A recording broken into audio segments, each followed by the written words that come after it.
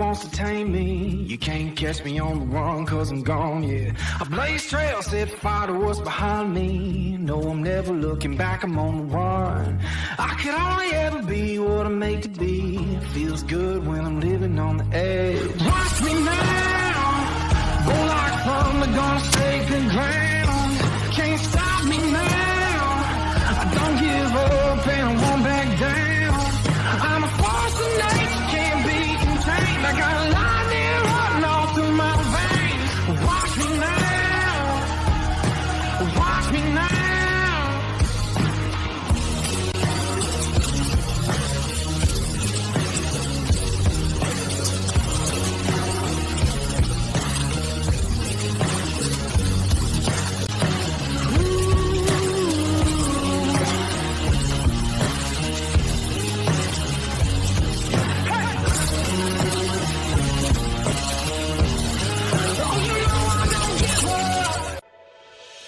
Hi, I'm Wyatt Milam. I'm from Canova, West Virginia. When I'm back home, you'll find me at my local Par-Mar store. We have that gold and blue pride at your local Par-Mar store. We are coming to your neighborhood soon. West Virginia, Kentucky, Ohio, Pennsylvania, and Maryland, we have you covered. Download the Par-Mar app and sign up for the Par-Mar Rewards Card. Food, gas, groceries, and more, we are gold and blue proud, and we are Par-Mar stores. If there's not a Par-Mar store near you now, there will be soon.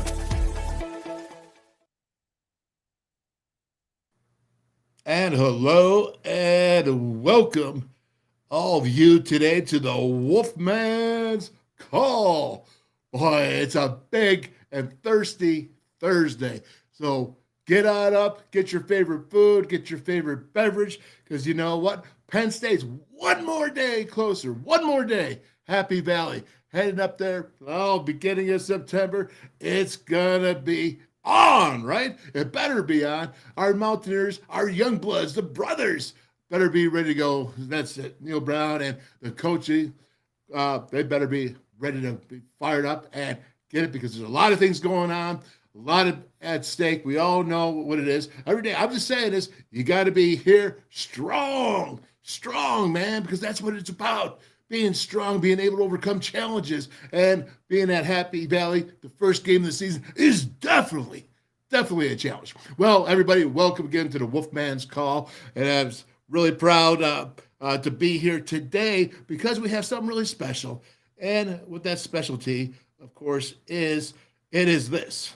It is my favorite, and it's the network, man. And you can't beat the network, because when you're looking at it, you got to sit there and you got to think about how cool it is. Archies, Pittsburgh, East Carson Street, Jim Manning, that's huge. Thank you for joining up this week. Brickside Bar and Grill, that's Rob Davis down there in Bridgeport. Huge, eat local. You got Jimbo's place. He's got a double. Jimbo there, man. He's got it over at Elkins, and soon to be next week up in Buchanan. So what's up? And, of course, you got Kegler Sports Bar and Grill, Jerry the Wren's, Dougie. Say hello to Dougie Moore. All my buddies down there at Kegler's with the old Wolfman burger. Get those Kegler's wings. You got Aaron Gizzy out there, Lakeview, Legends Sports Bar and Grill. And you move up there to Fairmont, and you're going to go to the Mason Jar Barbecue and more. Unbutton those britches. All part of this WolfMan's Call Network. It's getting cooler. Morgantown, you got Mel up there with the Tap House. Yeah, that's right. And, of course, Mason Jar Saloon with Steve Reese, just like the Saloon and Hotspot, just in Morgantown, just like the one in Fairmont. You go to Teays Valley, you got the Pallet there. Tip your servers there. That's right. Audrey, Haley, and the crew. And Route 22 Sports Bar in Weirton, West Virginia. Man, what a place. All those big screen TVs. What a way to watch a sporting event. And the new one today. You got Cantrells, River City Grill and Pub. Right down there in Hinton, West Virginia. Man, it just keeps getting more and more. We have more on the way. But we got to tell you, we love the network. And we appreciate everything you're doing for the WolfMan's Call. And with that being said, I have to now introduce you to somebody special, and that is the Dale Sparks Collection. It can only mean one thing. It's got to be with Dale Sparks. Dale, how you doing, man? Hey, Dale, I'm doing great. Good to see you, brother. It's good to see you, man. You got something big going on this weekend at Kegler Sports Bar and Grill. Tell me about it. It's with the Deuce Man. Oh, the Deuce is coming to town in Deuce days. He'll be here at Kegler's. Kegler's is the best. I mean, they're just the greatest supporters of me, all pro photography and framing, the Dale Sparks collection. And then this time we're presenting another summer signing with Deuce McBride, current New York Knick. And he is coming to town. We're going to do an autograph session. You get to meet him, talk to him, get his autograph. We're going to be selling pictures from the Dale Sparks collection. And we'll be, you can bring in some outside items for a fee, a $25 fee there. And we'll just have a great time. It's going to be about an hour and a half's worth of time with Deuce. So just come in, visit with him, and it's going to be spectacular. I mean, Deuce McBride, my goodness, he played here for a couple of years, one or 2 years. I can't even remember. I mean, there's so many guys going through here these days. He played here for 2 years, man. And remember, I was telling you, remember about that spring game, the football game? He came out, and he was a quarterback formerly in high school. He threw that ball 50 yards into the net. What a deuce. I mean, what a dude, man, right? I mean, he's just a special cat, and he's being extremely successful now. I mean, this, you know what I tell him, Dale, is like all these young men, like Javon Carter came back a couple of weeks ago doing his camps, right. and then you had, of course, Deuce has got some camps coming to West Virginia. These guys are giving back to the state of West Virginia because they appreciate Mountaineer Nation and how they not only support them back in the day, but they follow them now. Right. And the Mountaineer fans are the best. So Deuce is coming back. He wanted to have a signing so he can meet the fans, greet the fans, give them a chance to be him. We're so excited about it. I mean, it's just amazing. It's just amazing that we can do this, and he trusts us to take care of things for him. We're going to have a big crowd there at Kegler's in the clubhouse. Right there in the parking lot level. Yeah, right in the parking lot level, 5:30 to 7. And like I said, we'll have pictures there for you to purchase. From the outside, $5 fee to get that signed. So it's just going to be a great time. I mean, it's Deuce McBride. he's a New York Knickerbocker, man. Yeah, I mean, this is a current NBA player. I mean, 2 weeks ago we had Javon Carter at the clubhouse at Kegler's, a current NBA player going to be playing for Chicago, and now we got another one, New York Knicks, Deuce McBride. No doubt about it. Okay, hey, so listen, say you can't make it there. How do they go ahead and get something from Deuce signed or go to all of your collections? Because it is a collection with the all-pro photography. It is a collection. If you want to see the collection, you can go to, it's really simple, dalesparks.com. And just go there and you can view a lot of pictures from the collection. It's not everything that we have. You can always call us or even email us to find out what else we do have. But there's a large, good cross section of the collection on our website. Now, if you can't be at our event this Saturday, we've set up a special line that you can call and place your order, and then we'll ship it to you, or you can come by the office and pick it up. So you can call 304-376-7525, ask for Lisa, and she will take your order, and we will get it out to you and or have it ready for you to be picked up in our office. That includes any personalization that you want on a photo, to the Wolfman, to the Wolf Woman. I mean, whoever you want to sign it to, he'll do it. Okay, so give us that number one more time. 304-376-7525 and ask for Lisa. All right. Awesome, man. That's totally cool. And I'm going to tell you something, Dale. I appreciate you, man. And I know if anybody wants to go buy a Wolfman picture, they can get it at the Dale Sparks collection. Oh, absolutely. We got a few Wolfman pictures. Yeah, well, so do I, as you can tell. I think there's a shrine out amongst the studio here. So we're okay over here. All right, brother. Well, listen, man, thank you so much, Dale Sparks. And I'm not sure what's going on there. But again, real quick, autograph session with Deuce McBride, former Mountaineer and current New York Knicks player. Saturday, July 29th, 5:37. Dale Sparks, awesome. Right there, I think you're frozen, brother. So thank you very much, and we will see you Saturday, the 29th. And we're out. Okay, well, you're back. Okay, real quick, I'm going to put you back on. Go ahead, brother. All right. Say what back. you got to say. All right, come and see us. Come and see us this Saturday, Kegler's 5:30 to 7. If you want to meet Deuce McBride, his given name is Miles, but he loves Deuce. He wears the number 2, current New York Knicks basketball player in the NBA. I mean, how many opportunities are we going to have like this? Come out and meet Deuce, get his autograph, buy a picture from the Dale Sparks collection, and just have a great time. Come to Kegler's. They're going to be serving food. You can eat, drink, and be merry. That's right, Ed. I might go one-on-one with Deuce in the hoops.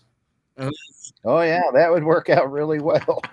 All right, brother. We got to roll, man. I got the Rooster on next, the Twisted Rooster on next. So thanks so much, but we'll see you Saturday at 5:30. Yes, sir. Thank you, Wolfman. You're the best. Brother. Take care, man. See ya.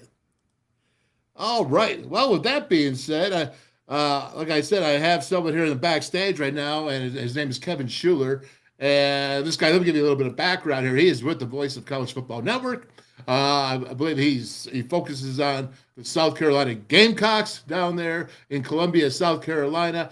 And he is also going to help us today and inform us about going on with the SEC. So let's welcome to the show, the first time, the Twisted Rooster, Kevin Shuler. Hello, Kevin. How are you, sir? Doing good, Wolfman. How you doing, buddy? I'm doing good, man. Hey, what's up with the Twisted Rooster? I know why they call me Wolfman. Why do they call you the Twisted Rooster? Because I like to cut up and have fun. You know, at the end of the day, we all love college football, but it started out with the Twisted Tailgate is the actual name of my channel. And the Rooster was kind of a South Carolina Gamecock thing. So I just kind of combined the Twisted Tailgate with the Rooster thing and came out with Twisted Rooster, which I thought was kind of cool little name. Well, you know what? It's not bad because you know that you are representing the Gamecocks. So Twisted Rooster really makes a lot of sense. And how good is the Twisted Tailgate? It's good. When I really got into doing the YouTube thing, I wanted to blend in tailgating, cooking, college football. You know, the whole atmosphere. The everyday fan loves to do on game day. Whether you're at home or whether you're at the game, everyone loves the tailgate, right? Absolutely. Well, let me just say this. Okay, I played 19. Let me see. I'm dating myself here. 1990. We played 89 in Morgantown against South Carolina in 1990. We went 1-1. In Morgantown we won. In South Carolina we lost. Is it the Bryce Stadium? What's this stadium called? Bryce what?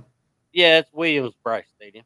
Williams-Brice. Okay, let me pop this up right here, and so we can go ahead and talk about this. And I like this a lot. If you can see this here, looking right here at the expenditures of the SEC, and then I'm going to show the stadiums. But what was so special about that was my senior year in 1990, and what was so special was we had a light show out there. Like we went out for the coin toss, so the captains had to go out early, and there was a light show there in the Gamecocks. It was like the most amazing pregame I had seen, for at least visually, with the lights. So they still doing the light show?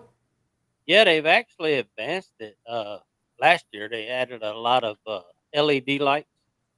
So now, it's almost like being at a rock concert, but you know, with 80,000 people in the stand.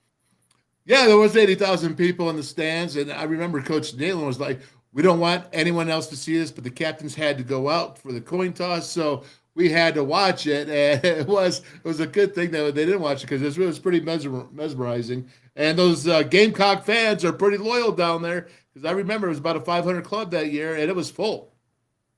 Oh yeah, you know, like any fan base, we've had our ups and downs, and you were, I'm guessing you played when we were going through. That would have been, is that Joe Morrison? Say it again. 1990, the head coach. I think it was like, has that been Joe Morrison? Okay, I'm not sure, man. I can't. I got hit in the head too many times to remember that. But I do know this, man, is that the SEC, and I've asked you because the voice of college football, and Joey there was asked you to go ahead and get on the show here with me. But we're going to start going and covering all the Power 5 conferences on this show, and it's going to be through the Voice of College Football Network. And I just want to start out with you. So you are the first one there, Twisted. And, let's talk about this SEC because everybody talks about it as the power conference. And, the big stories. What are the big stories heading into the season this year in the SEC that you at least see as the big ones? Honestly, everyone has Georgia favored, right? So, and they don't have the strongest schedule this year as far as their strength of schedule. I think one of the biggest stories is Alabama and their quarterback situation and who's actually going to be their starting quarterback.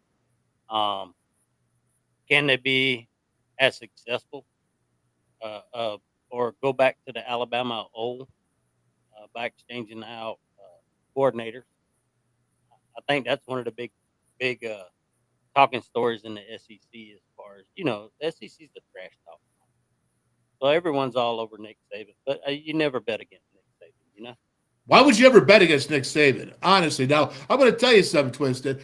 I worked at WVU at the Coliseum for, I want to say 12 years. I was over there. And my office was Nick Saban's old office because the football coaches used to be at the basketball arena and before they got into the new stadium. So I have the living ghost of Nick Saban in my office. I used to talk to him a lot. I used to talk to Hugs, used to talk to Dana, used to talk to Neil, all those in my own mind.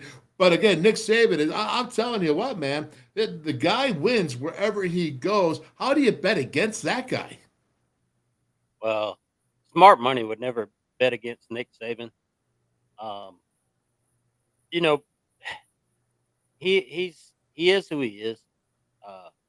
Everyone watches Nick Saban and they're kind of polarized about how he talks college football because he does try to educate. He doesn't really avoid the tough questions when it comes to college football and the way the landscape's changing, especially with NIL and the transfer portal. But you never bet against a guy like that. He's proven time after time after what's he got 7 rings now. You just don't. Right now, the West, as far as I think top 2 teams is winning the SEC West. You look at LSU, who has a lot of returning production offensively and defensively. Perkins on defense was considered one of the best defensive players in the SEC last year for LSU. And then, Jaden Daniels, their quarterback. All them guys are returning to LSU. So they're a stacked team. But then, you still can't bet against Alabama either. We don't know what Tommy Reese's offense is going to look like. They brought in Tyler Buckner, who actually knows the offense by playing under Tommy Reese over at Notre Dame. Kevin Steele, back at Alabama or at least working for Nick Saban for the 3rd time as defensive coordinator. You just don't know because the talent they have at Alabama, I guess Georgia's probably the only team that rivals them talent-wise. Let me ask you this. What is the rivalry with Georgia, Alabama now that they're the top 2 apparently in the SEC? When you sit there, is it total trash talking between the Georgia fans and the Bama fans? Oh, yeah, all the time. Being an SEC guy, I'm subscribed to a lot of SEC YouTubers and YouTube channels.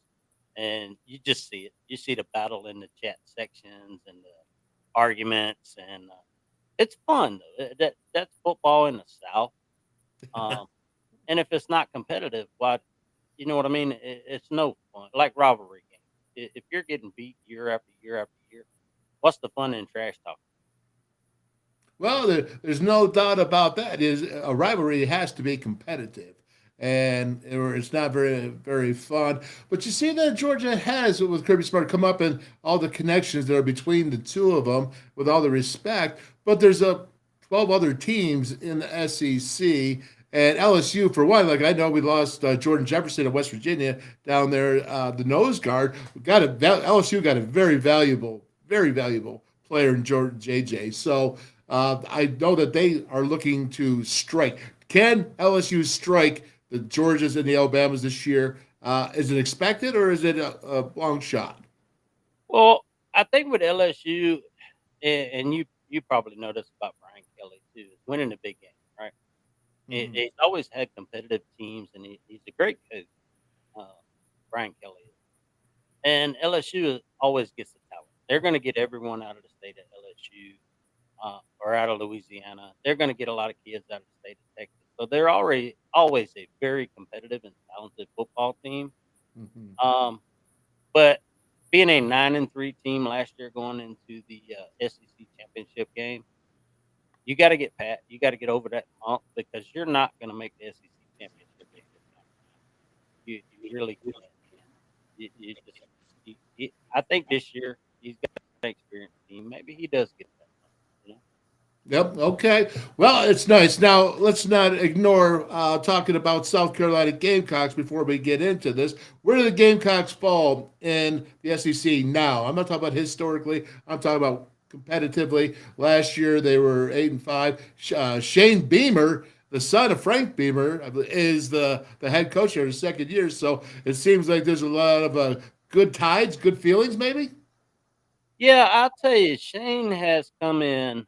We went through the Will Muschamp years, and we saw Will Muschamp at Florida, and when he came to South Carolina, we didn't see much different.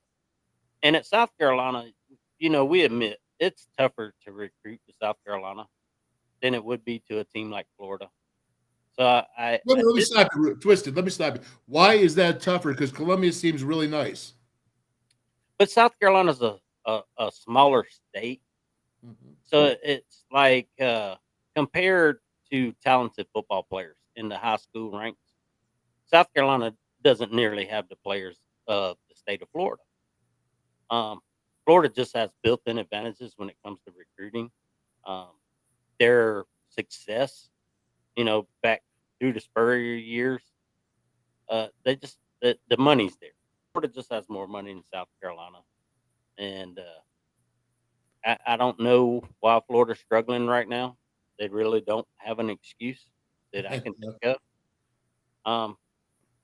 But that was the thing with South Carolina. And Beamer's brought in a lot of positive energy, and I think the night that he posted the welcome home and it was Spencer Rattler transferring into the school, it brought something different. We've had 5-star kids, Jadavian Clowney's, Stephon Gilmore's, even Zach Pickens that just went to the NFL. We've had some 5-star kids come in as recruits, but no one with the name of a Spencer Rattler. Jadavian Clowney would have been the closest as far as a player that was a 5-star, the best player coming out of high school and also a number 1 draft pick in the NFL, to the hype of a Spencer Rattler. But South Carolina's always struggled with quarterbacks and getting those big name quarterbacks. And when Spencer decided to transfer to South Carolina, it just brought a different, like where'd this come from kind of thing. I think it was shocking. Okay, so that's cool for South Carolina, and everything you just said about South Carolina, you can apply more to WVU and West Virginia. Everything you just said applies to WVU, and probably with a lesser account, you have more players coming out of South Carolina. I think there'd be more money in South Carolina and West Virginia. Only 1.7 million people in the state right now. So, of course, there is Mountaineer Nation, which does spread out down south a lot, North Carolina, South Carolina, Florida, etc., Atlanta, Georgia. So, I mean, there's a lot of Mountaineer Nations down there. Is it funny? Let me ask you this, Twisted. How many West Virginia flags do you see flying from cars or homes down in your state? Do you see any, or is it common? Well, I live a little farther south. I'm down here in Florida. So guess what? I don't see a whole lot of Gamecock flags or West Virginia flags in South Florida. But it's funny. I do see stickers. You know what I mean? You'll see a lot of West Virginia. You see a lot of South Carolina. You see a lot of stickers on car windows down here in Florida because you get all the vacationers. You know what I mean?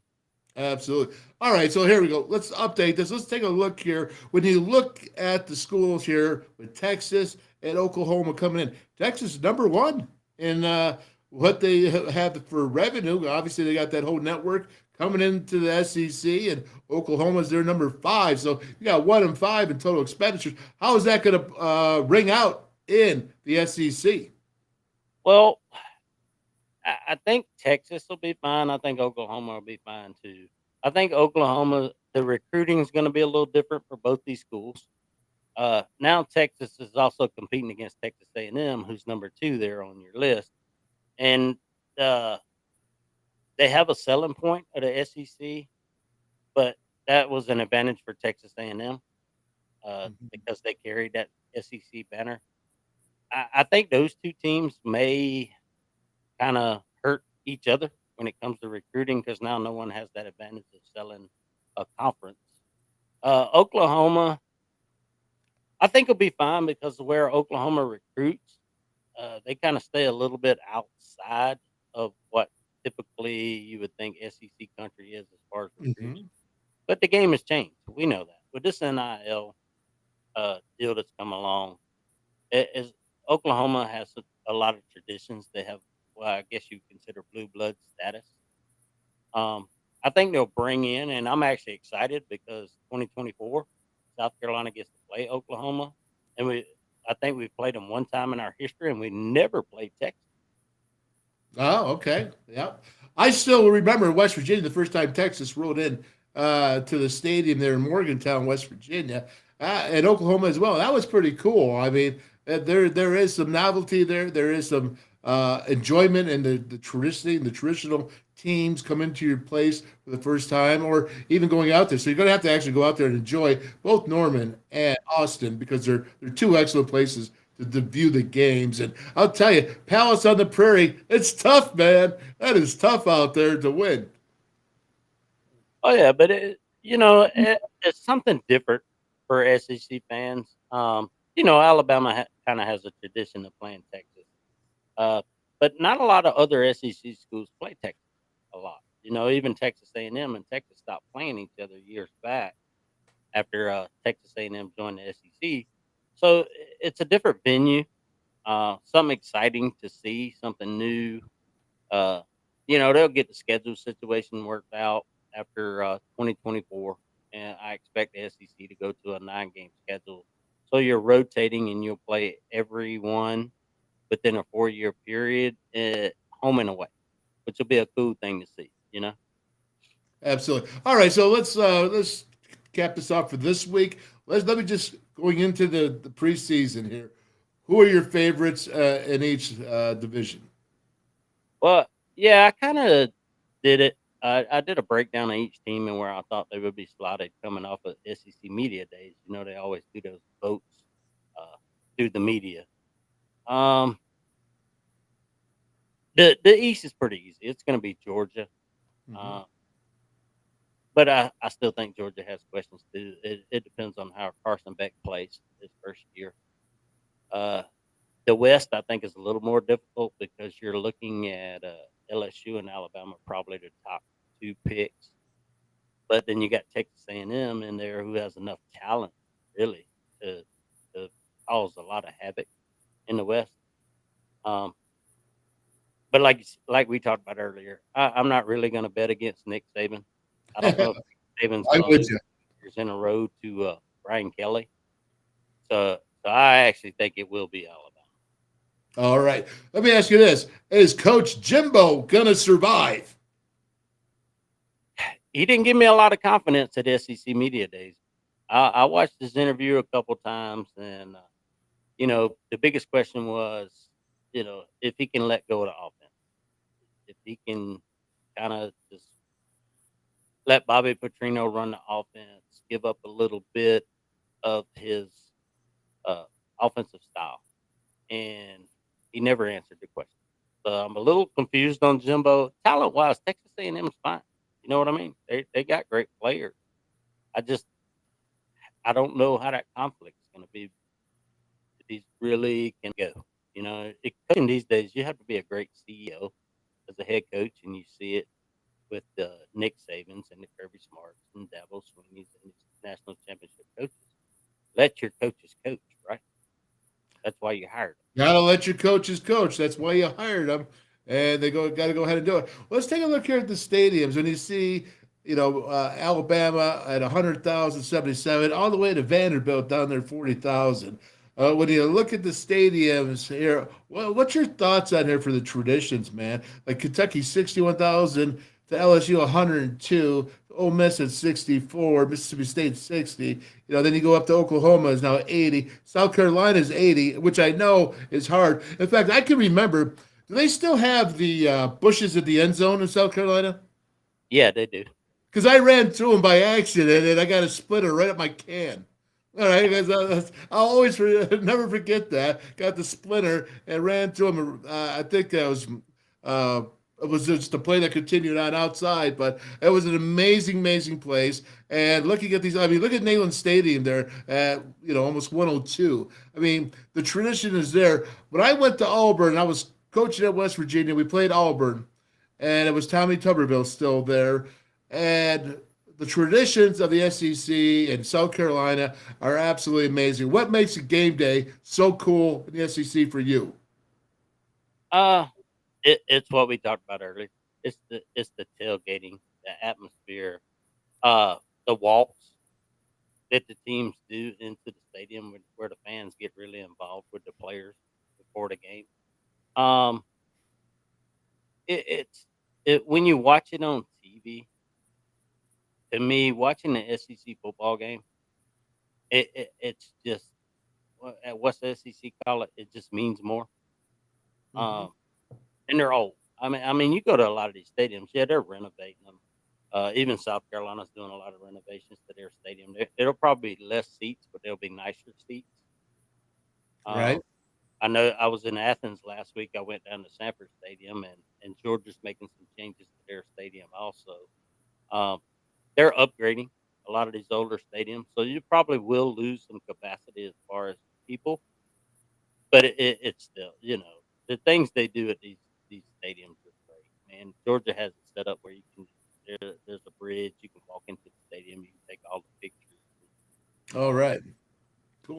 It's just cool. It's the South, and you can't go to SEC stadium as an opposing fan and not think they're going to talk trash. Okay, so make sure when you wear your colors, you watch your back, right? At least for the trash talk, and we'll talk there. All right, well, listen, Twisted Rooster, I appreciate you coming on. First time on the WolfMan's call, and I love you coming in, talking about the SEC. We got a lot more to go to as it gets into August, so a lot more stories. Hope you come back, man, and keep us up to date, because obviously, West Virginia, the Big 12, SEC, those, powerhouse, we got Big 10, all of it on the Voice of College Football Network. It's so cool, is it not?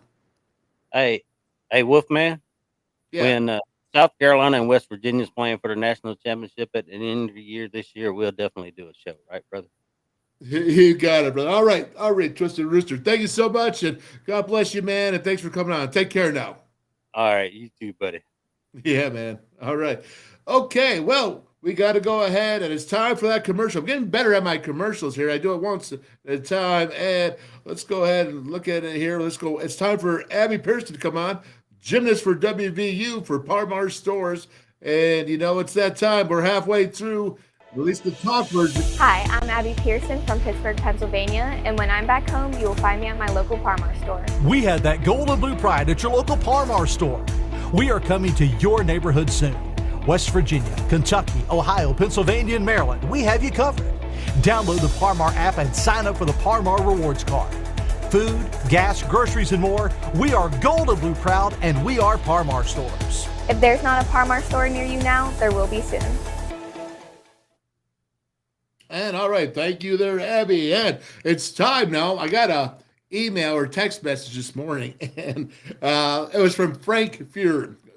Frank's he's a regular on the show, the Frank Fear Hour, and he's like, "Hey, Wolf, you got to check this out. This is hot, man. Name, image, likeness, NIL, and we're going to talk about it. It's gone to the government. I'm not sure if that's good or bad, but I do know that there's some people that know football with Joe Manchin and Tommy Tuberville being up there as senators, and we'll talk about what the other side is doing. Not sure what they are, but again, let's welcome Frank Fear and Darryl Prue, WVU Hoops Hall of Fame. What's up, Frank? How you doing, Wolf? Good to see you again. Yeah, good to see you. And there's my man, DP. What's up, baby? What's up, Dale? I like the shirt, Frank. Oh, yeah. What do we got there? West Virginia. All right, Frank. What color is that? I think it's, well, this one is gray. Blue on gray. All right. That's great because it looks to me like it's like green. aqua. Yeah, aqua green. Yeah, I was like, where you get that one from? Oh, my goodness. All right, gentlemen. Frank, what's going on now with you want to talk about this NIL? You got the senators. You got two different people putting it out. Let me get that up here as though we can go ahead and break it down, man. Let's get right at it. Frank, go ahead. Great. Well, thanks for letting me talk about this, and it's great to be back with Darryl again. This is a long time coming. The NCAA made a recent change in their president. They usually have a university president become the president of the NCAA. This time, they went political, and they got Charlie Baker, outgoing governor of Massachusetts, to be their president. And that tells you politics are reigning supreme. And his primary task was to go to Washington and get the Congress to pass legislation that would bring some sanity to this mill environment. Right now, we all know it's the Wild West. Not unusual to see players transfer up to 4 times. We know that some schools with their collectives have a lot more money to spend than others.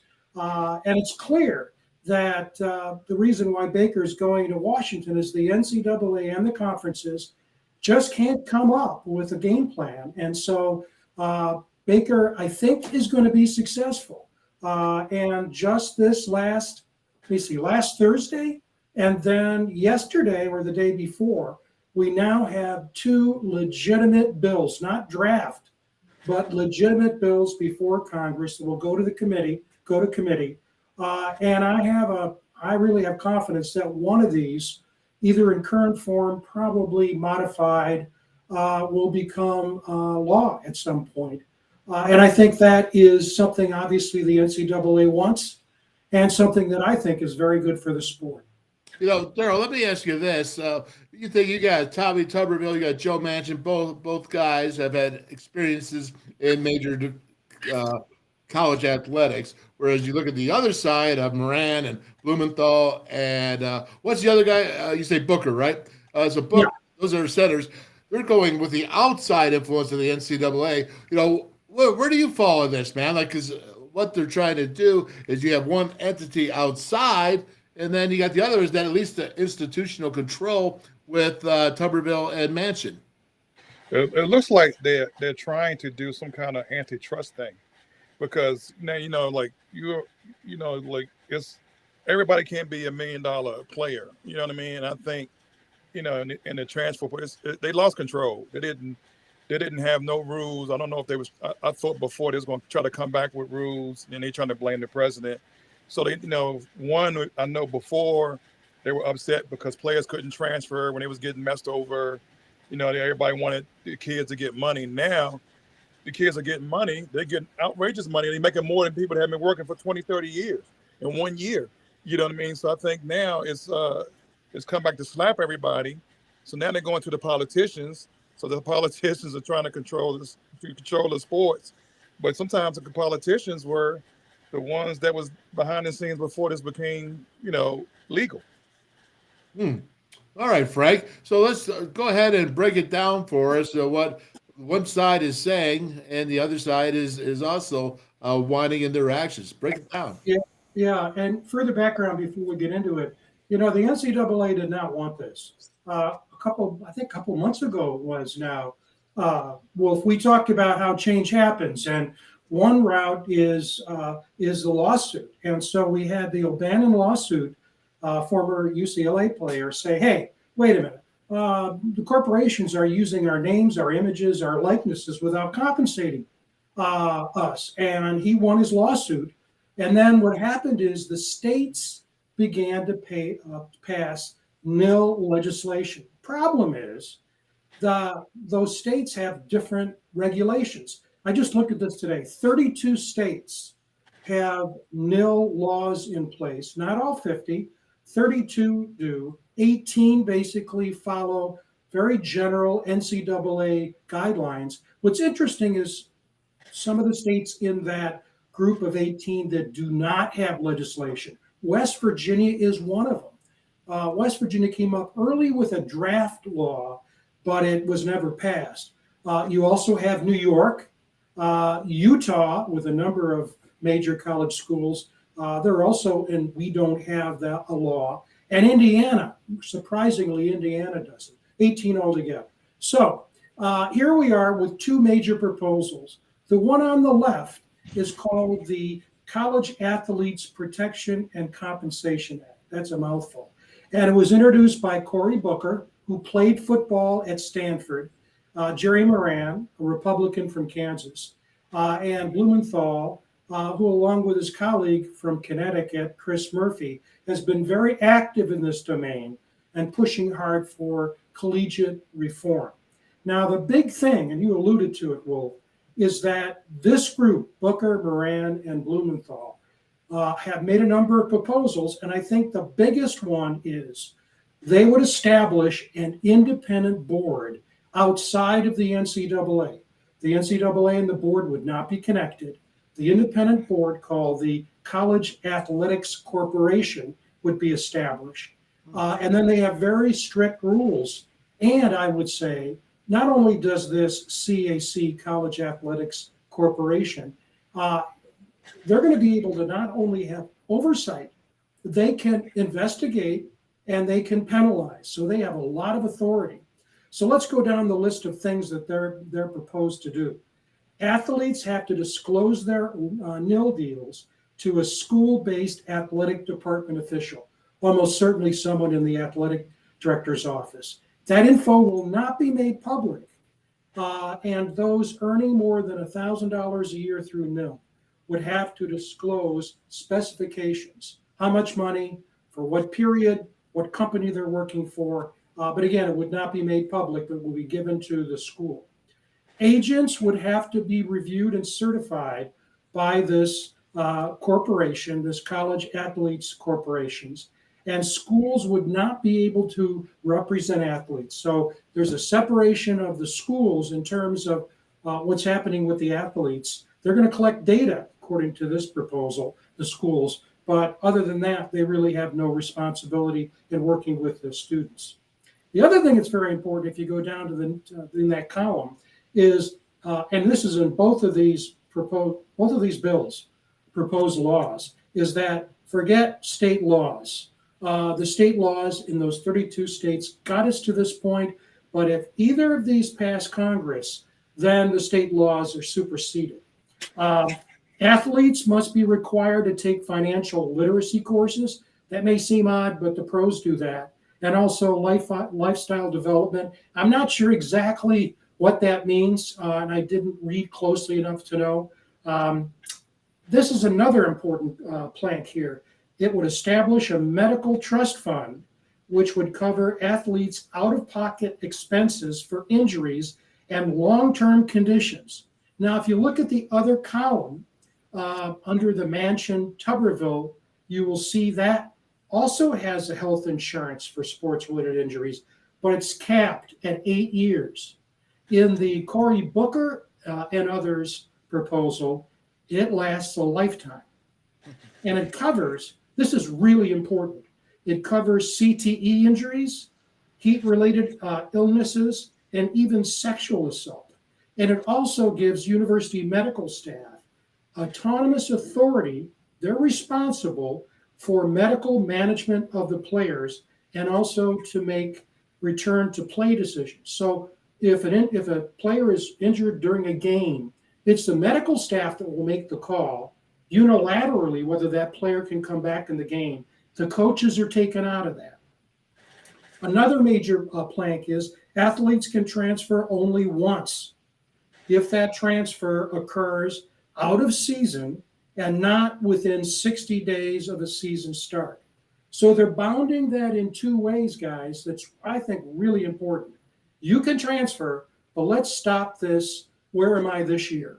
One transfer, and it can happen. The second bounding is it can only happen out of season, can't happen during season, and any transfers have to be completed 2 months, no later than 2 months before the end of the season. All right. Hang on a second, Frank. I got DP. What's your thoughts on that? That's a really big issue that could really settle things down. Because when you look at the way it is now, I mean, even for the coaches that are out there recruiting and working now, they have no time off because it's just crazy. Everything is, when you think about going into December, that's a signing day going on in football. And basketball is always a signing day. I mean, whatever. So, again, when you think about this, that's a huge implication, a huge rule that could really quiet things down a lot. Yeah, I think that's the best. I think because what happened, it became AAU basketball. People changing teams. I don't like the coach this weekend. I like him last weekend, but I don't like him this weekend. I don't, my kid's not playing that much. I'm gonna get my own team. So it became chaos. They lost control. It's funny how the NCAA lost so much control, and over the years they had so much overbearing control. And it's like guys leaving. Like we had guys on our team at West Virginia. They went to 4 different schools in 4 years. Sometimes 5. You don't. Those are teams, it's not programs. So you lose your program to become a team. The teams that win it are the guys that's been there for years. For 2-3 years. It's not piecing a team each year together, and hopefully you can win some games. That's right. All right, Frank. So let's go ahead and finish up here with what's the final outcome of all this, and then we'll get to the Manchin thing. There are a couple of other things here under this Booker proposal. The next page there, if you look at that left-hand column, it addresses issues related to the draft. That undrafted athletes can come back to their school within 7 days of the draft, as long as they haven't taken money from a league, an agent, or a team.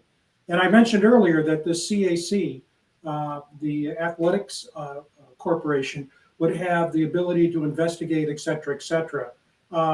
And also the schools would have to give to the CAC information that about the revenues, expenditures. That's readily available now anyway.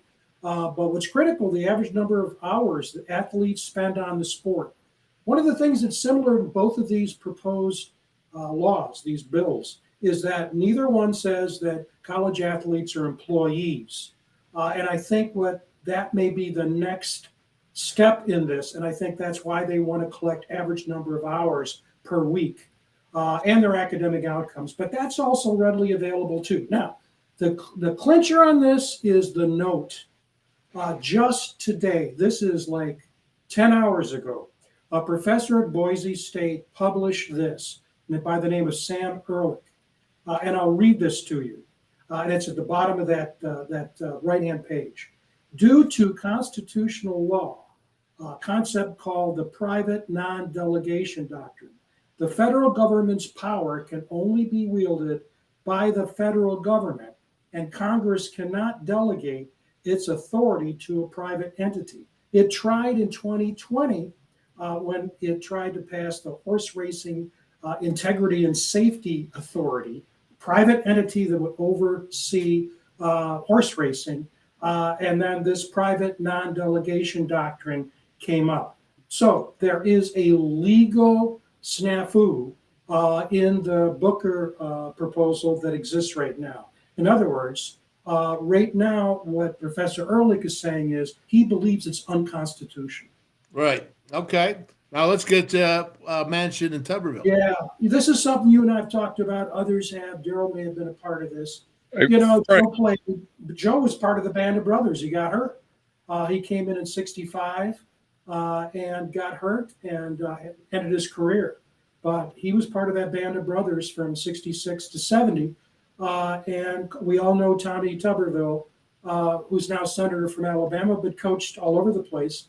Last team was Cincinnati, but he made his reputation at Auburn. As you mentioned, you played down there, were a coach down there for West Virginia when you played.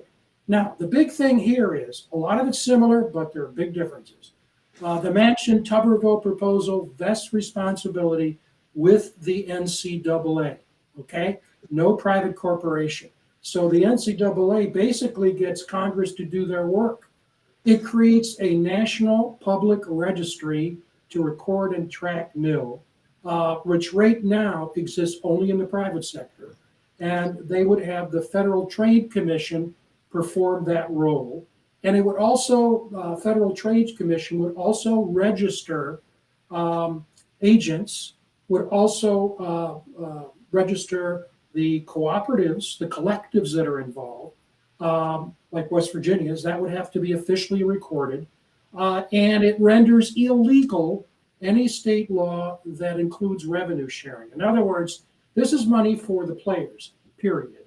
And another thing it adds, which the Booker proposal does not, is that prohibits certain types of corporate deals that schools have made in the past. You may know that a number of schools, in fact, I can go down the list, Colorado was the first, Michigan State, Maryland, LSU, all signed contracts with sports books to promote gambling on their campuses. And that includes sending emails to the students with discounts to be able to get, the gambling apps, et cetera, et cetera.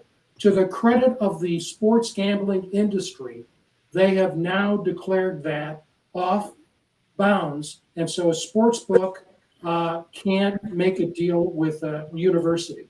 And so universities are actually walking away from those deals. I believe Colorado has, Michigan State, and truth, I was involved in a faculty group at Michigan State that started a petition to get Michigan State out of that deal. I don't know about Maryland or LSU, but anyway, so that would, so now they're really focusing on alcohol, which schools do have. And I've seen schools that are taking money from alcohol related companies and using that money for their athletic programs. As I said, it has a health insurance plan, but it's bounded only for uninsured athletes. The other proposal is all athletes, and also the Manchin Tuberville plan, only 8 years. Now, what's really interesting is the way, if this becomes law, what's probably going to happen is a cut of the revenue from the college football playoff and March Madness will be used to fund this health insurance fund. I just don't see the schools doing that. My guess is if the Manchin Tuberville bill becomes law, it'll be coming from those two mega events, the football playoff and March Madness. And also, athletes can only transfer once. But look at this, guys. After they've completed 3 years of eligibility. Wolf, we talked for weeks about kids coming in, then leaving. How do you get traction? How do you build a culture? How do you engender leadership on teams, both football and basketball, other sports, if someone's there 1 year and gone, quarterback's there and gone the next year? And so what they're saying, yeah, you can transfer once, but only after 3 years. The Booker plan, you can transfer anytime as long as it occurs during a certain time of the year. So that's pretty much it. All right. Dean, what do you got to say about it? I mean, it's just get some control. It's a lot. Like you said, they lost control. Just to get some control back. What I said before is about having a program. You know what I mean? Like now, West Virginia not even recruiting high school kids. All these high school kids, out there that's pretty good. They're waiting to guys. Now guys are playing at 24, 25 years old in college. I was long gone by then. So it's hurting the kids too. Because now if you're not a top level guy, the guy that might need some work for a year can't come to school because they don't want him. They're gonna have to wait for him to go to a junior college or something, or pay for a prep school just to get looked at again. And it's like with football. It's like people hopping all over the place. And how it is every year. You need teams together. What I mean? It's 11 y'all both sides, not even including the guys that's coming off the bench. There has to be 11 playing as one. You can't play as one if we hopping around from school to school. You know what I mean? You can. And same with basketball. You can't hop around. Even at my age now, I still play. I only play with people I know who I know. I'm on my team because I can't get used to playing with somebody else because philosophies are different. You get other people problems sometimes when people transfer. There's a reason why people transfer. And sometimes they're not playing. It's attitude problems. Somebody tell them to leave. So at least you get a young guy and you have older guys there. You can groom him to what you want to be. You know what I mean? But all this other stuff is I don't mind players getting paid, but some of it's just way out of hand. Some of these guys are getting paid more than the coaches are, and that's not good. You know what's crazy? Some of these guys are getting paid more than they can make with the cap on rookies in the professional leagues, the NFL anyways. I mean, some of these guys are making more, and it's better to stay in college than it is to go and be a rookie in the NFL and hang out. So it makes them want to stay longer. I mean, it's crazy the way everything has been going. There has to be rules because this model would be unsustainable as college football, even if it was up to the bigger schools, your Alabamas that we were just talking about in the SEC, your Georgias, Oklahomas, Texas. None of those would even be able to sustain because it would still go just like the facilities wars are going now, right? Everybody's got to keep building facilities. You just heard Twisted Rooster talking about South Carolina improving their facilities, spending money. You're talking about, let's go to Rich Rod down in Jacksonville State. They put $190 million and they're going to Conference USA into their stadium. I mean, it's just a constant battle, and it never stops. It just keeps going up and up and up unless there's regulations to control it, unless there's regulations to cap it. That's why the NFL cap works so well, and it keeps everybody at least on the same playing field. How about this, though? How about this? Like, you give one guy $1 million for basketball. Why can't you give everybody on that team $100,000? Everybody. The guys on the bench are just as important as a guy who's a superstar. You know what I mean? Even the ones that don't play. They got to practice every day. Okay, if you can't do that, put the money somewhere else. The struggle for me was when I left, there was no money it was a gap when I left and until I started playing. There was a gap of, putting this money into the future. Don't take the money now. Give them to like a little trust. You know what I mean? Because these guys are spending money at 20-something years old. I drive up and they had I drove to West Virginia. I see all these nice cars out there. I'm like, who car is that? It was like, oh, it's such and such. I'm like, the car's nicer than us. And I'm paying, all this money for the car. They get a free car. You know what I mean? I'm like, what the hell? They're getting better than the coach's car. But, I don't mind that. But put the money away. Put some of it in trust, but they can get it later. You know what I mean? Spend it all at 22.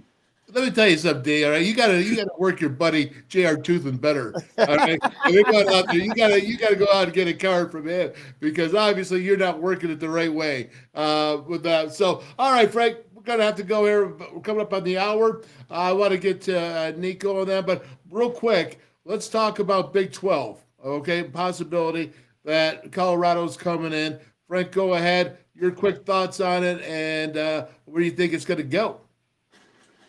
Well, there's not enough pushback to say, come on. What the Big 12 is doing is call it anything you want. I'll call it poaching. The Pac-12 is teetering. They've already lost 2 schools to the Big 10. Big 10 poached. I don't care if people say, Frank, that's not true. That's what I'm saying. And so now, if this is a 3rd school going from the Pac-12, then you're the Pac-9. Now they may be able to go down to San Diego and get San Diego State. Hey, San Diego State athletics is first notch. They were in the final top notch. They were in the Final Four. They have a good football team, and they lost their pro team in San Diego, and they just built a new stadium on the site of where the Chargers played.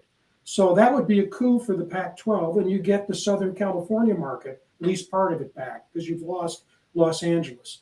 But I tell you, I was saying to someone today, universities teach, and they don't just teach in the classroom. They teach by what they do. We're not hearing 2 words, football and basketball. We're hearing mergers and acquisitions. Who's going to be next? All over social marketing, okay? UConn? Is it going to be Utah, Arizona, et cetera, et cetera? Hey, this exists for the athletes, for the fans, and for the universities. And all we're talking about now is who's going to be the next domino to fall out of the Pac-12. Who's going to be the next group of five? It drives me nuts, to tell you the truth. Well, are you going to enjoy going to Michigan State or traveling to L.A. there to see UCLA play? Boy, I'll tell you, talk about travel. And again, that's incredible for the players because these conferences want to be, especially the Big Ten and the Big 12, they want to be national conferences. Yeah. That's why I think UConn is going to be in play. Great basketball program, just won the national championship. Football has been not good, but they are committed to it. That's an East Coast school. So what do you have? UConn going all the way out to Colorado to play, et cetera, et cetera.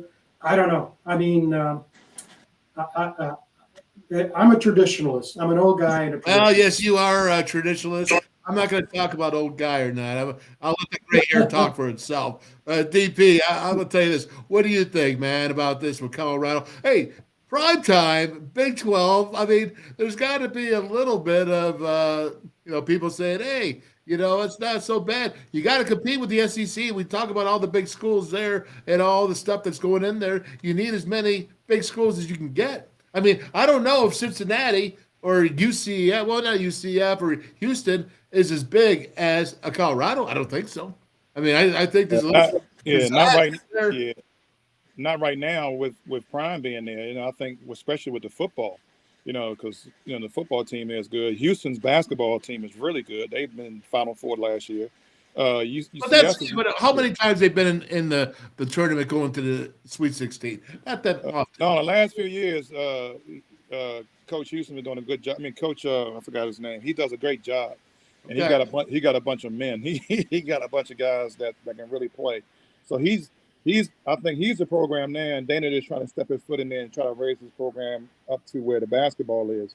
So, because Houston's pretty much, Texas is a football state, but Houston is a basketball city. We got the Rockets, we got Houston. Houston before the tradition. Colorado comes to West. Anywhere Colorado goes, they're going to fill it up. People are going to just want to see Prime, and if he does well, that's even better for the Big 12. No, there's no doubt about it. All right, gentlemen. Well, listen, I'm saying this. If you're going to add some schools and you add Houston, Cincinnati, BYU's always been tradition for me. So, that's always been a power. But they don't cut it for me like a Colorado coming into the Big 12. I'm sorry.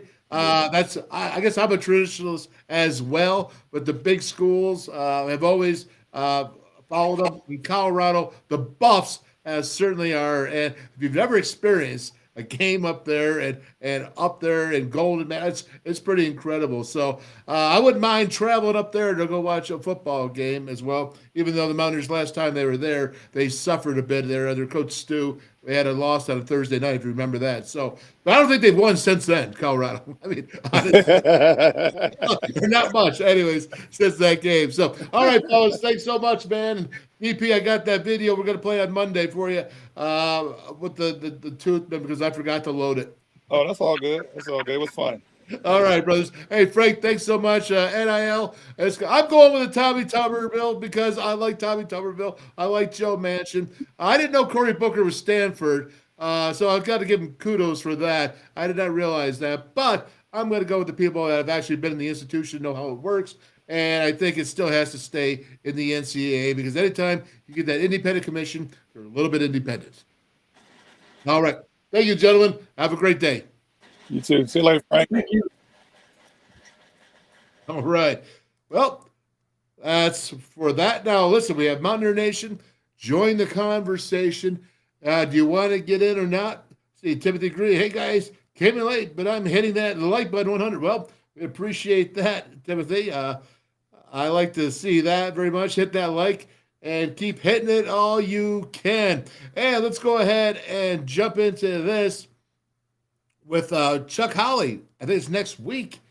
Man, Hall of Fame, man.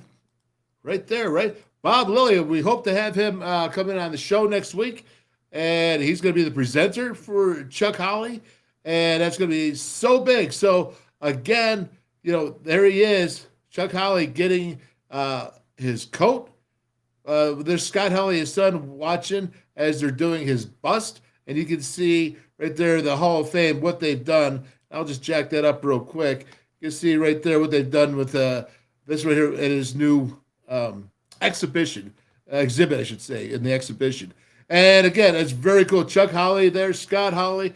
What a family they are. Again, gonna try to make that. Gonna watch the whole presentation with Bob Louie there. We hope to get him on the Wolfman's Call next week.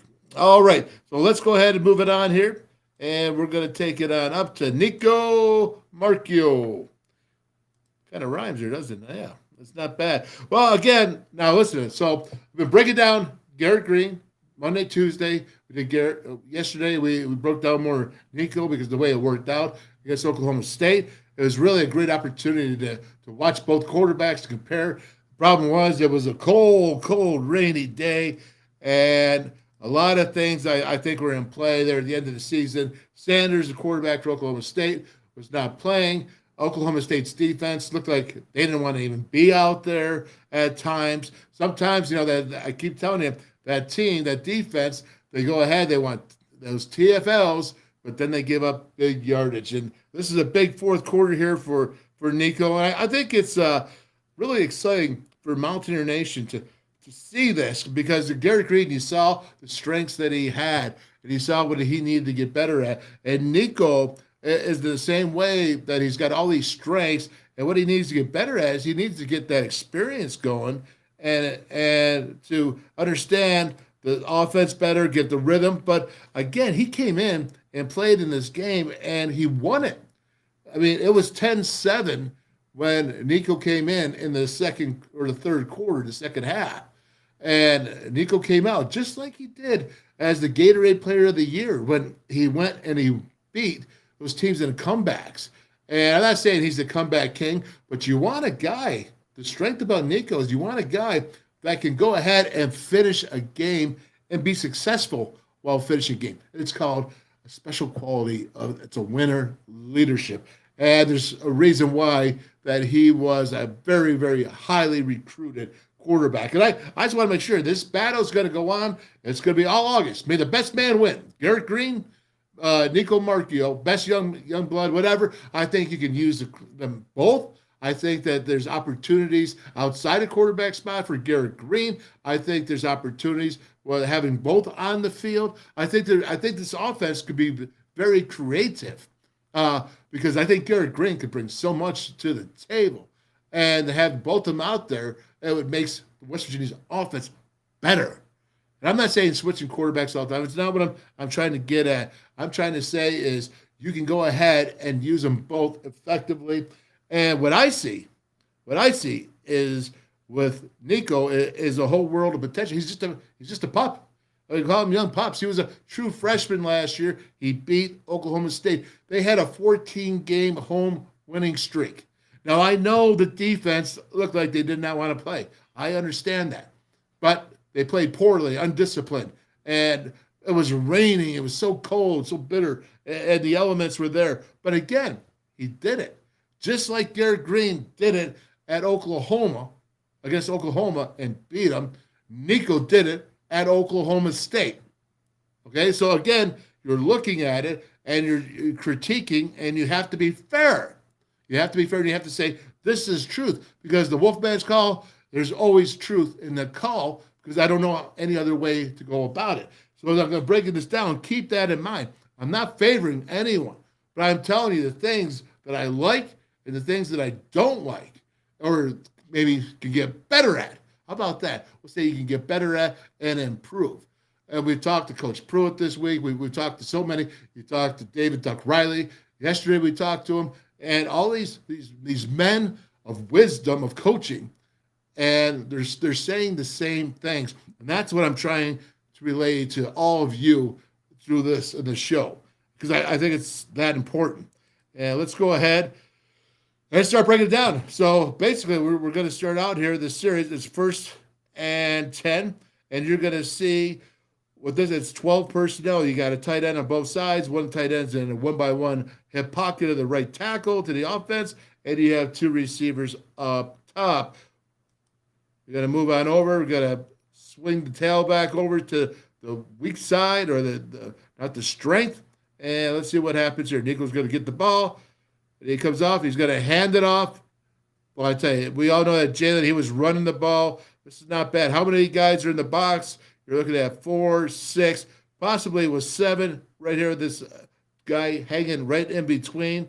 7 guys in the box, still being able to run because you have what? You have 7 in the box. You also have the quarterback that will go ahead and add numbers. So it's not a bad idea to go ahead and make this run and hand the ball off. I'm not sure what Nicco, he's reading the linebacker. They're not sure if he could have kept that or not. Don't know what the coaches wanted to do with that zone read. But again, Jalen making a nice move there. Open field cut. Not bad. So he gets 3 yards. 2nd and 7. It's manageable. You're on the plus 46-yard line. That is plus because you're in Oklahoma State territory. That's how the coaches break it down. And we're looking again at 12 personnel. 2 tight ends. 1 tight end is over to the far right towards the 50-yard line for the numbers. And, oh, look at this right here. Going out here. This is what I talked about before. Now, you have this. You can do this bubble out here. You see Traylon Davis, number 81, the tight end, is rolling out. You have an option. Do you throw it out here and throw some type of screen, maybe a slip screen, maybe the bubble, or do you hand the zone runoff here? And Nicco's going to hand it off here, and he makes a great decision because you see right there, I think it's Mums, the linebacker, 0. I think it's his name, but he is right there to read Nicco, and then you have number 25, the safety that's coming and following back. So it's a good handoff here. Not sure what was going on at the other end of the bubble, the other side of the screen, but he doesn't get any yards here. He loses it again. Going east and west sometimes with this defense, they love to penetrate. I'm telling you, they love to tackle you for a loss or give you 5 or more yards. You'll see. I mean, it's that obvious. But I think the numbers out here is you could maybe seen it, maybe thrown a little bit of the screen right here because, again, it's 3-2. I told you the same thing about Garrett Greene. I said to Garrett, I think you could have had that option because it's built in, either a zone or it's a screen. What I believe is that the coaches give them the option to do so. Now, I don't mind this handoff because if you look in the box, the numbers are good to the boundary. But again, I'm saying is that possibility is there. So I'm trying to critique this as evenly as possible as I can, but he hands the ball off. Not getting good right here. They're getting outside leverage, and they make the tackle. So now we have a 3rd and 8. 3rd and 8, you got right here, you have the receiver down, 2 down to the bottom. You have 1 up top, and you have 11 personnel. 1 tight end, 1 running back. Nicco in the gun. 3rd and 8. We see the box looks kind of empty there because you see those 2 backers. What are those backers doing right there? So you have 4. You have an outside guy up top there, but those 2 backers are really splitting. They're trying to play that 3rd and 8. They're trying to play the field. They're not trying to play the box as much. What's going to go down on this? He gets the ball. He's going to pass it, and he looks, and he holds on the ball. He pats it. I like his feet was moving in the pocket. And what happens here is it's not a bad play, not bad whatsoever, except it's tipped. You had to have a little bit more touch right there, a little more air, and have a drop in would have been the call. I mean, that's not so easy to say that, but that's what quarterbacks do, as opposed to because they have that talent, and Nicco has that talent. He has that arm. He has a cannon, and he's also got touch, and he's also got accuracy. So again, I put that up to a little bit of experience, playing time. Remember, this is Nicco's really first game where he had back-to-back series in there. Again, got a tip, though. Good play by the defender. And watch this right here. You see him looking. It's 1, 2, 3, and he hangs on just a little bit. But again, I want to see it go 1, 2, 3, fire. And he might have been a little delayed right there. But you also got to wait for your players to get open as well. But I like him standing in there. I like him patting. I like him moving his feet. moving his feet right there and staying in the pocket. He didn't run out of the pocket right away. He kept his ground. You can't run out of the pocket too fast. You can't have to want to run as soon as you feel any bit of that first option is not there. Right there, you could tell the first option was not right off the bat, or it took time for that first option to be open. So he was hanging on the ball, and he didn't panic. I like that in a young quarterback. That's not easy. Not easy for a true freshman. And we'll see it back here. He's looking and not opening it, but he sees it. Again, I mean, that's not a bad throw. It's not a bad throw. That's a really good play. Defender was right there. That's Big 12. They're Division I players too, right? So that's not too bad. A 1st and 10, new series.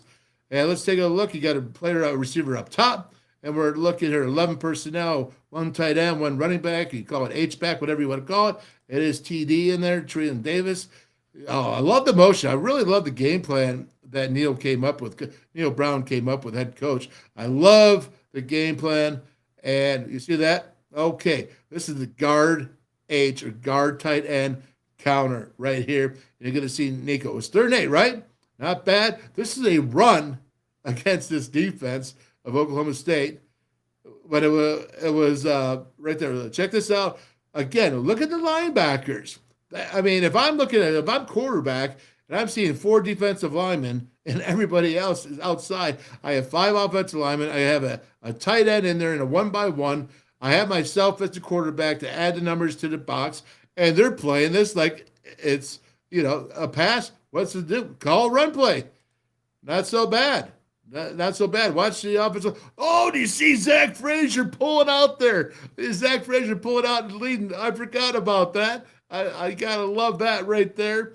And you see Treylon Davis coming on up. When a tight end can come around and not hit anybody for 6 yards upfield, that's a good day at the office for the tight end and blocking. You see Zach Frazier right there pushing it down. Hey, big yards right there. Again, watch Zach Frazier. He was uncovered. So instead of the guard pulling out, and I said guard, this is the center pulling out. Oh, I love it, man.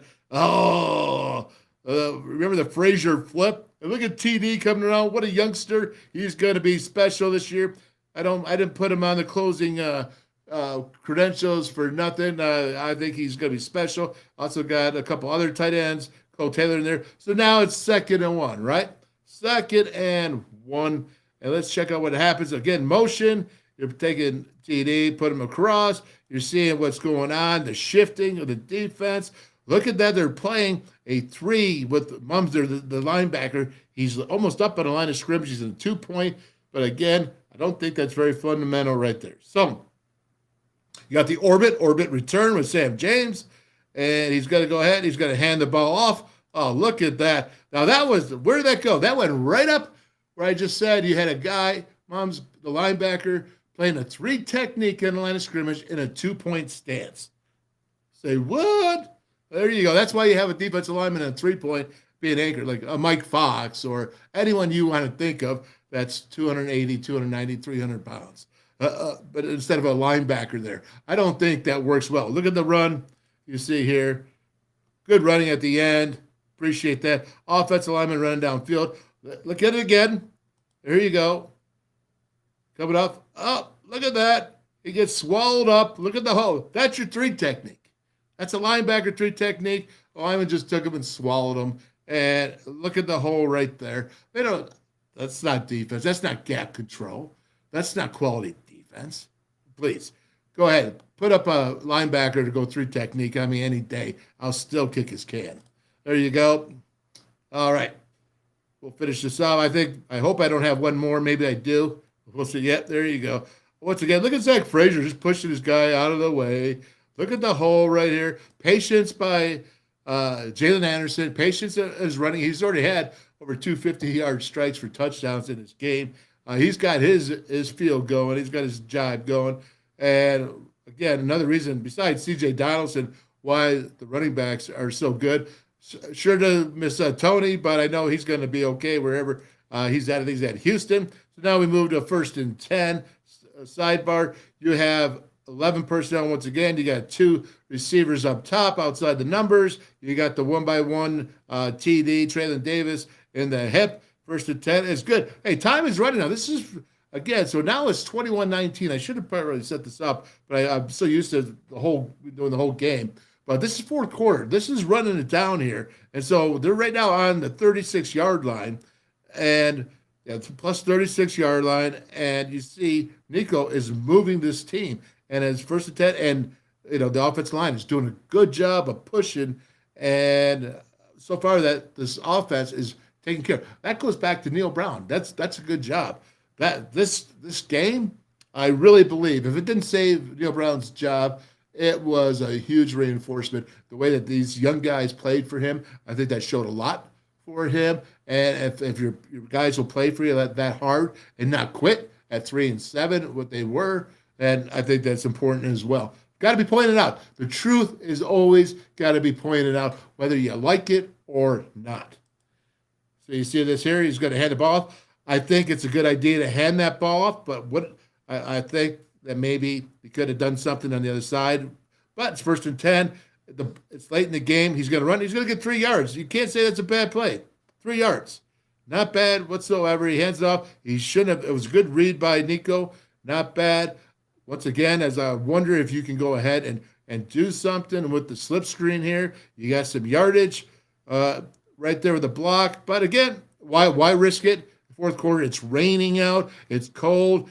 It's not the nicest. Even the people in the stands were absolutely miserable. So now you got a 2nd and 8. Okay, it was 2 yards. 2nd and 8. And still good play, right? You kept the clock moving right there. Time's running out. It's 21-19. And again, you get Jalen right there making it 4 yards. 2nd and 8, he gets half of it. Not bad. You got 11 personnel in there. And one tight end, one running back. Not much difference. You are being methodical right now, and you are using your offensive line. Sam James goes in motion. Again, this time across. I always like that. Oh, that's a split zone right there. As you can see, 81, Traylon Davis is coming from the hip pocket. Everybody's going, the offensive line is zoning left. Traylon Davis, the tight end, is going right and trying to create that crease, which it is there. And again, he's got patience in the pocket. I really like that. I really like his patience. He's not just blasting it up there. He's letting blocks develop. And when you have zone blocking, that could be a benefit. At times, in short yardage, that might not be such a benefit. Sometimes you got to blast it up there. But at this time here, when you have patience and blocking and they're not trying to penetrate, as Oklahoma State tries to do so often, when they're not trying to do that, then this really, having patience in the hole is excellent by J.A. I mean, seriously, that's good. It's 3rd and 4 now. Okay, let's take a look at this because I think this is critical. Again, we're down to about 6 minutes in the game. 6 minutes, 21-19 is the score. And you're going to see Nicco here. Now, watch the load up right. Here they come. Overload right. I like this. You know why I like this? Because this is a freshman dude who's in the game. He's got some series. He's feeling the game, and I'm right here. And again, listen, guys, this is a quarterback that's something to be excited about for the future. No matter what, you have to be excited as a Mountaineer that you have a dude like Nicco. He's almost 6'2", if he's not a full 6'2". He's 225. He wins games. And no matter when his time is, this is someone you can sit there and be excited. When's the last time you've seen balls being overthrown? Okay, instead of a receiver having to hold up and try that big 50-50 catch because the defender catches up. How about Will Greer, we're talking about, when those balls, when he was hitting guys in stride. Well, I see that because Nicco has got a cannon, an absolute cannon. He's left-handed, man. He's different. There's so many cool things about him. But watch the head. Watch the headiness. I call it headiness, the smarts.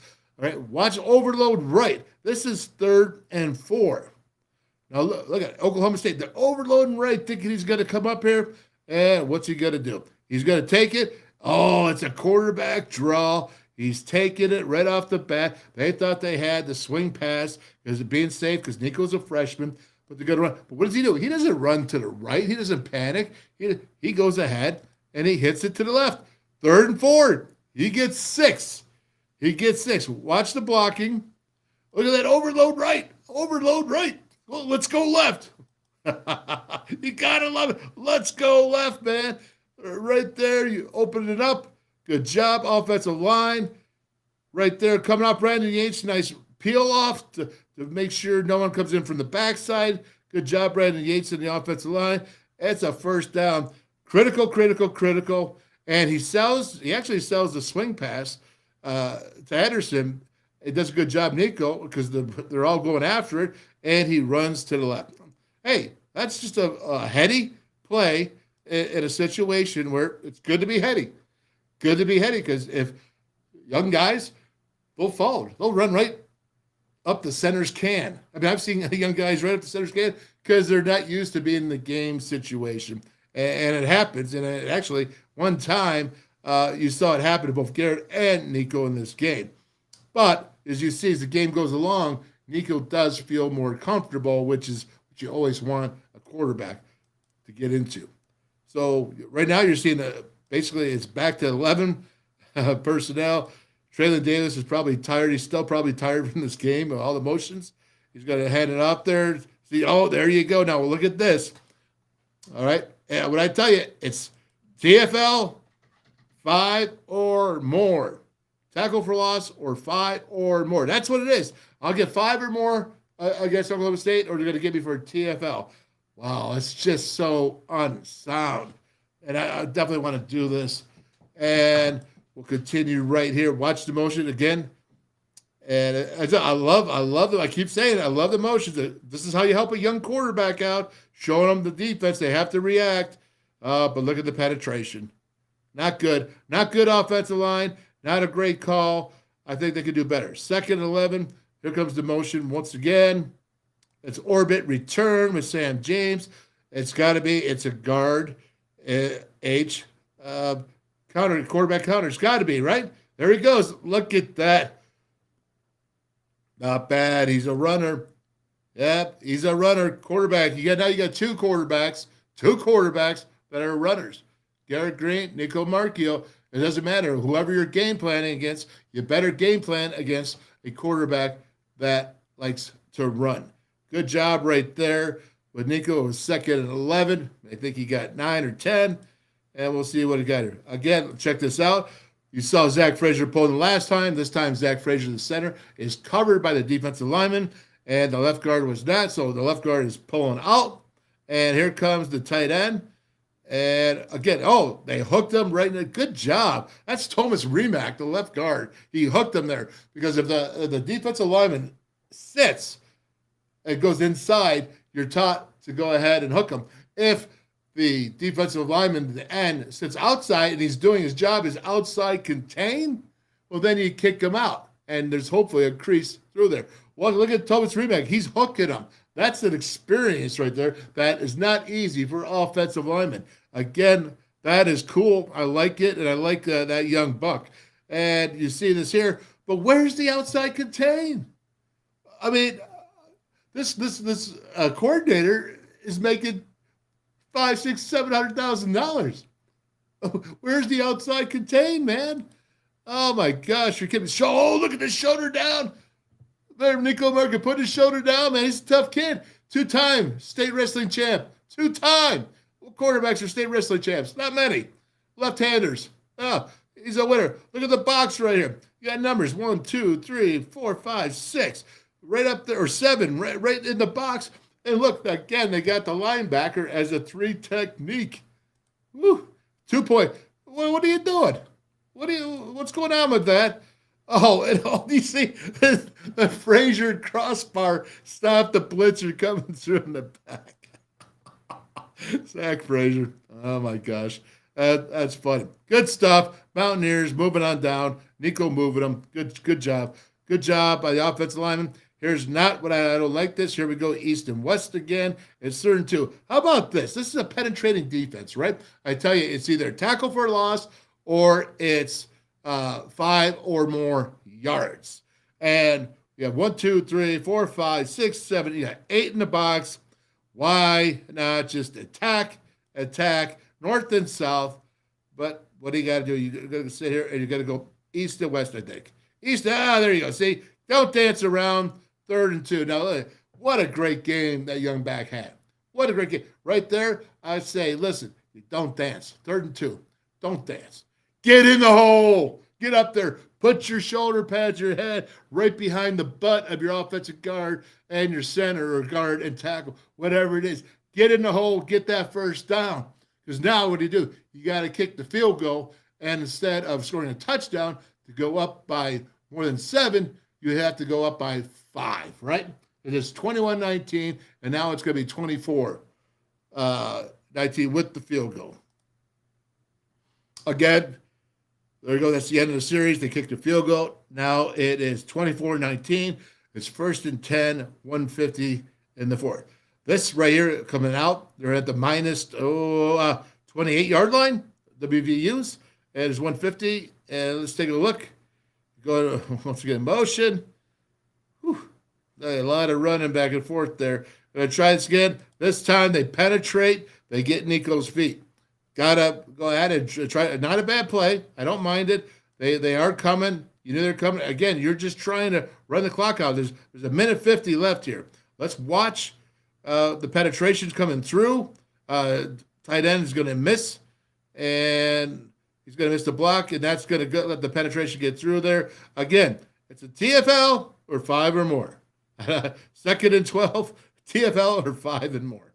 And we're going to come out here. Going to hand the ball off again. Again, they are crowding the scrimmage, just crowding it. You're trying to run the clock out time-wise, but, you know, they know they have to stop you and to run. You got to go ahead and back. You see Nicco throwing the ball. Look at that. Now, listen. This is so cold, so rainy. How far did he throw that ball? He's out there, and he's coming right out from the 30-yard line, close to it, the 26-yard line, all the way to the 35-yard line. It's not a bad hurl, man. And I know this. They were trying to run the clock out, and it saved the timeout for Oklahoma State. But at the same time, I don't like when there's 8 in the box and you're making them run. And then on 3rd and long, you're going to throw the ball long right there. At the same time, I kind of like it because I kind of like saying, you know what, let's just take a chance. Listen, I don't mind Neil Brown take a chance with that. But we could have had 2 better plays before that.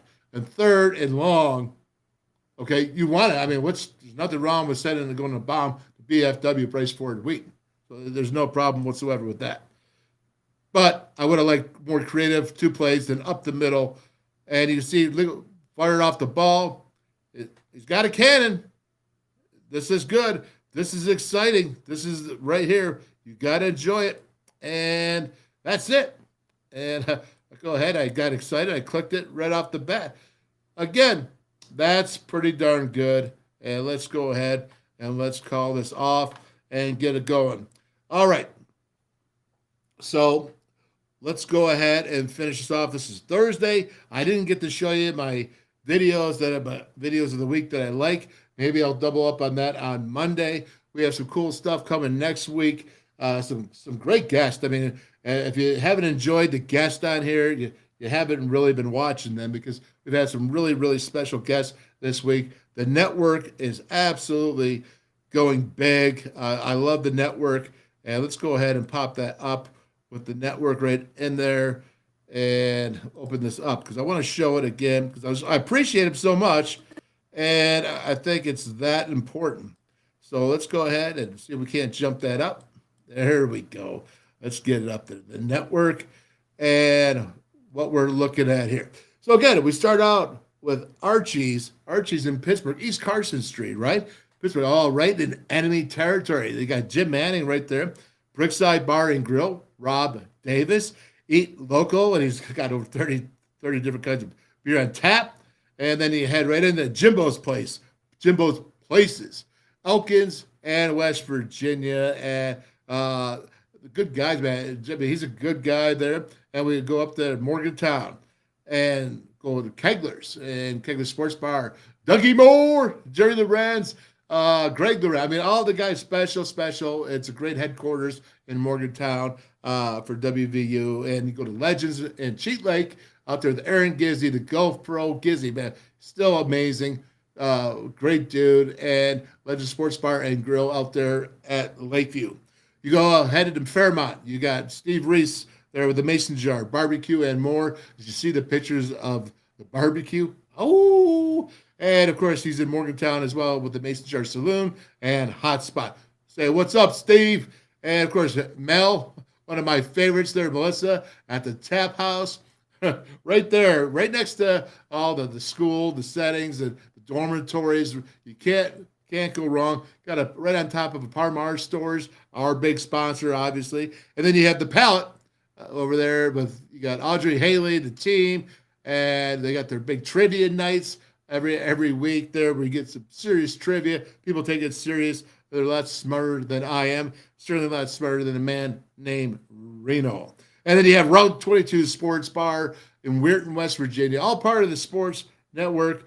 And, of course, Cantrells. Today, right there, we'll say shout out right there to Mitchell, Craig Cantrell, River City Grill and Pub, right there in Hinton, West Virginia. You can't go wrong. The WolfMan's Call Network, it is growing, and we appreciate it. We thank you, and we hope you enjoy this. We're doing a lot of work, getting a lot of breakdowns, bringing in the Twisted Rooster from the SEC. We're gonna be checking in with each Power 5 conference. We're going to be checking in Marchiol, Sunbelt. We're going to be checking on MEC, the Division II schools in West Virginia.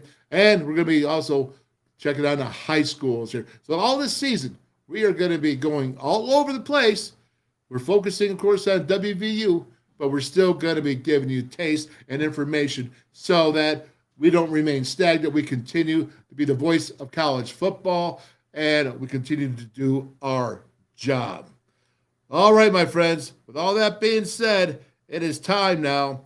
Time to say goodbye. Unless anybody else, I said it, anyone else that wants to jump in, this is your opportunity. Talk about Colorado, prime time. You can talk about what you want, what you've seen with Twisted Rooster today, what Frank Fear, Darryl Prue brought up today with the NIL. I like the Tommy Tuberville. I like Joe or Senator Manchin. I like that. I like keeping with the NCAA. They're more used to it. Anytime you get an independent association out there, they become very independent and very uncontrollable. At least this way you'd have regulations in place. Okay, anybody else? Anything for the good of the cause?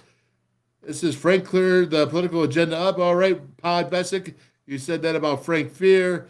Timothy Greene saying he loves every minute. Not sure what you love every minute of, but hopefully it's the show, Tim.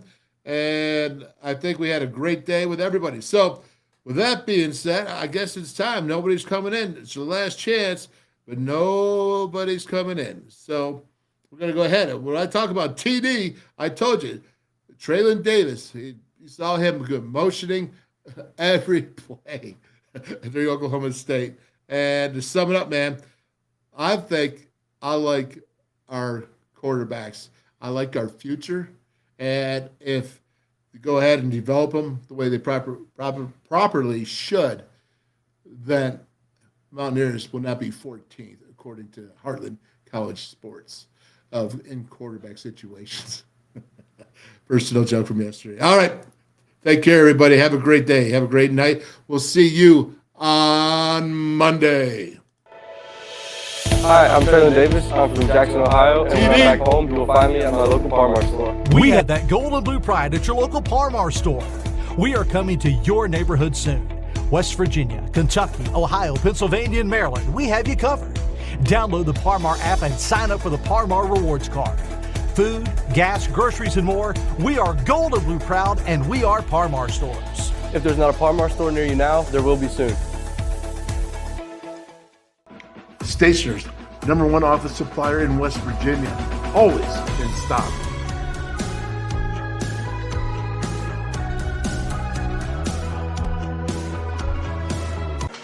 All many, the anywhere, anytime chargers, powering a connected world.